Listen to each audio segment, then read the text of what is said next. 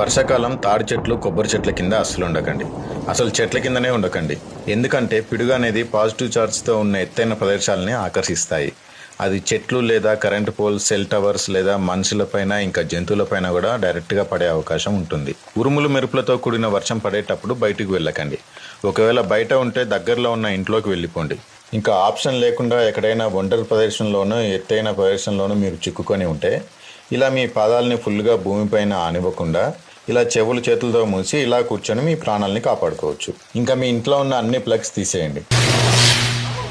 కొన్ని వేల మెగావాట్లతో కూడుకున్న పిడుగు కరెంటు పోల్ మీద పడిందంటే కరెంటు పోల్ నుంచి మన ఇంటికి వచ్చే కేబుల్స్ ద్వారా హై మెగావాట్స్ పవర్ మన ఇంటికి సప్లై అవుతుంది. దీని ద్వారా మన ఇంట్లో ఉన్న ఫ్రిడ్జ్లు, టీవీలు, సెల్ ఫోన్లు అన్ని కాలిపోయే అవకాశాలు ఉంటాయి. సో ఉరుములు మెరుపులతో కూడుకున్న వర్షం పడేటప్పుడు అన్ని ప్లగ్స్ తీసేయండి. ఇంకో విషయం ఏంటంటే ఒకసారి పిడుగు పడిన చోట మళ్ళీ పిడుగు పడే అవకాశం చాలా ఉంటుంది. ఆల్రెడీ పిడుగు పడిన చోటుకు వెళ్ళకపోవడం చాలా మంచిది.